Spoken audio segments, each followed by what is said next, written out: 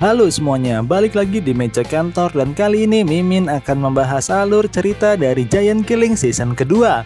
Dimana seperti yang kita tahu cerita dari animenya sangatlah menggantung. Oleh karena itu Mimin akan membahas alur cerita dari Giant Killing season kedua versi manganya. Tapi sebelum itu intro dulu.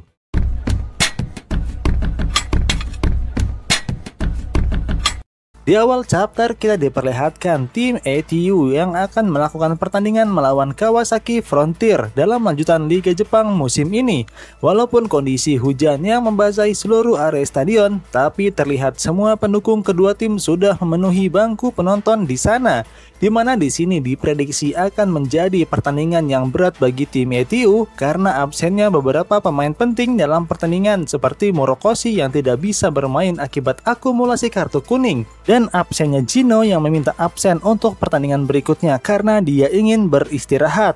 Hal itu pun membuat Tatsumi berpikir ulang untuk mengatur ulang starting line up tim ATU saat ini, di mana terlihat di ruang ganti Tatsumi sedang memberi arahan kepada para pemainnya untuk menghadapi permainan tim lawan yang mana banyak dihuni oleh pemain muda, di mana permainan tim Kawasaki dikenal sangat agresif saat menyerang maupun bertahan. Namun setelah Tatsumi memberi arahan kepada para pemain, terlihat Kuroda yang protes kepada Tatsumi karena dia tidak setuju dengan keputusan Tatsumi yang memilih Tsubaki sebagai kapten tim dibandingkan dirinya, di mana menurut Kuroda dialah yang layak menggunakan ban kapten menggantikan Morokoshi yang sedang absen di pertandingan ini daripada Tsubaki. Mendengar perkataan Kuroda itu membuat para pemain lainnya hanya terdiam tak bersuara. Begitu juga dengan Tatsumi, dia hanya menanggapi protes dari Kuroda dengan santai dan malah menjadikan Kuroda sebagai kapten bayangan dalam pertandingan kali ini. Di sini Tatsumi mengatakan alasannya memilih Tsubaki sebagai kapten adalah karena performanya yang bagus di beberapa pertandingan sebelumnya, di mana terbukti dengan permainannya di lapangan dapat menjadi poros penggerak bagi rekan setimnya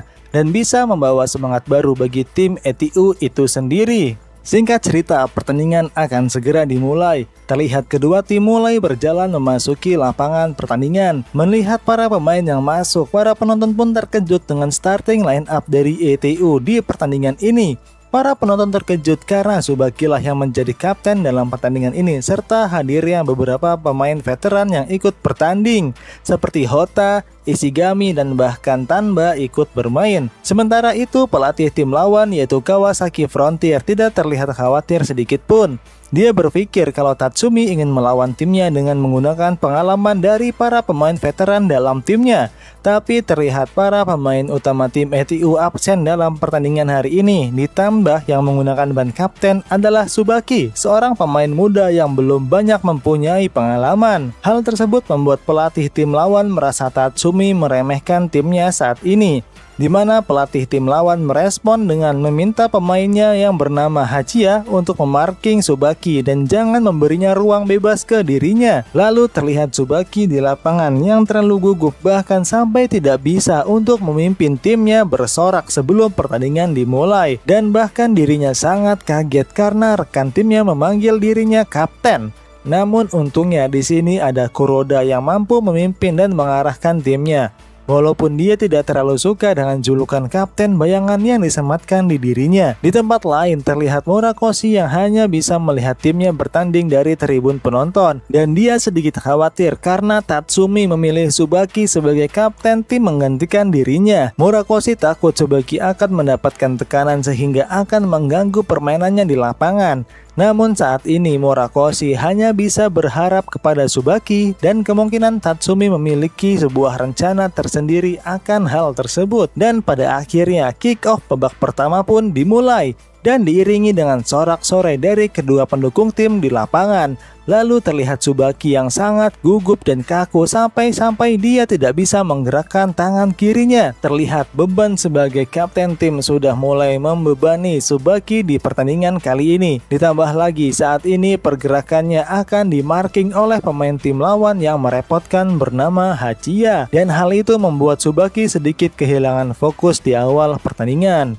Dan benar saja, saat Tsubaki menerima bola di sana, pergerakannya langsung dimarking oleh Hachiya dan bahkan dia tidak segan-segan untuk memberikan hadangan keras pada Tsubaki. Dan hal tersebut membuat permainan Tsubaki dalam mendribble bola sedikit terganggu. Ditambah kondisi lapangan yang basah karena hujan membuat kondisi semakin sulit untuk Tsubaki. Melihat permainan Tsubaki di lapangan, asisten pelatih Matsubara mulai mengomentari Tsubaki, di mana dia berkata kalau ban kapten yang diemban oleh Tsubaki mulai membebani dirinya di lapangan. Ditambah lawan Tsubaki saat ini adalah pemain sentral bagi tim lawan, sehingga Tsubaki kesulitan dalam mengembangkan permainannya di pertandingan kali ini.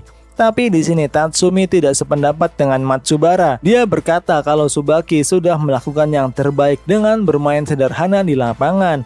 Dan Tatsumi berkata kalau keputusan pelatih tim memilih Hachiya untuk menjaga Tsubaki adalah keputusan yang tepat. Sementara di tengah lapangan terlihat Kawasaki mampu menguasai jalannya pertandingan di menit-menit awal. Walau terlihat Sera dan Sakai melakukan pressing ketat pada pemain bertahan lawan, namun mereka belum mampu untuk merebut bola dari penguasaan tim lawan. Sementara di pinggir lapangan, jajaran kepelatihan tim Kawasaki terus memberi arahan kepada para pemainnya untuk bermain hati-hati dan sabar sambil menunggu momentum untuk menyerang. Dan benar saja, tim Kawasaki berhasil melakukan serangan kepada tim ETU. Diawali Hachiya yang mendapatkan bola di tengah, lalu dia bersiap untuk melakukan umpan lambung ke arah daerah pertahanan ETU. Di sini Tsubaki yang menyadari hal itu langsung berlari ke arah Hachiya untuk merebut bola darinya.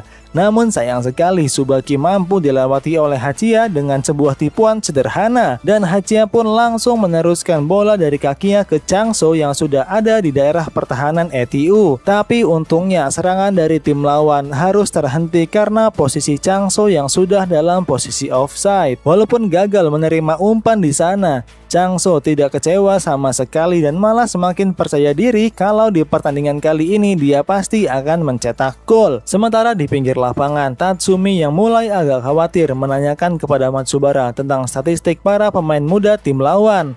Matsubara berkata kalau semakin lama pertandingan akan mempengaruhi permainan di kedua tim, mengingat rata-rata usia dari kedua tim, di mana pemain tim Kawasaki rata-rata adalah pemain muda. Dan Matsubara juga menambahkan kalau performa Hachiya di bawah asuhan pelatih Nelson meningkat tajam, di mana di era pelatih sebelumnya Hachiya dimainkan di berbagai posisi, dan saat era pelatih Nelson, Hachiya mulai dimainkan sebagai gelandang bertahan, di mana di posisi itu meningkatkan jauh performa dari Hachiya. Di sini Tatsumi mulai memuji pelatih Nelson karena dia adalah pelatih yang mampu menggali potensi dari pemainnya sembari melatih bakat terpendam mereka. Tapi Tatsumi tidak gentar dan mengatakan kalau timnya saat ini masihlah berkembang dan tidak mau kalah dari tim lawan. Sementara di bangku penonton terlihat Murakoshi yang mulai mengomentari jalannya pertandingan, di mana dia berkata kalau kunci dari pertandingan kali ini adalah formasi dari kedua tim di lapangan. Murakoshi juga menambahkan kalau penerapan formasi tersebut juga tergantung pada respon para pemain dalam mengaplikasikan strategi serta pengalaman masing-masing pemain. Kembali ke pertandingan, terlihat Hotta yang berhasil mencuri bola dari umpan yang diberikan oleh tim lawan. Saat melihat Tanba yang sudah berlari dan meminta bola, Hotta pun langsung memberikan umpan cantik kepada Tanba. Tanpa pikir panjang, Tanba yang sudah melihat Sakai di depannya pun langsung meneruskan bola itu kepada Sakai yang sudah ada di daerah pertahanan lawan. Sakai yang menerima bola itu pun langsung menembakkan bola itu ke arah ujung gawang. Melihat itu, para penonton, jajaran pelatih, para pemain serta pelatih tim lawan dibuat tercengang di sana. Tapi sayang sekali tendangan ke arah pojok gawang itu masih mampu ditepis oleh kiper lawan yang dikenal juga sebagai kiper timnas Jepang.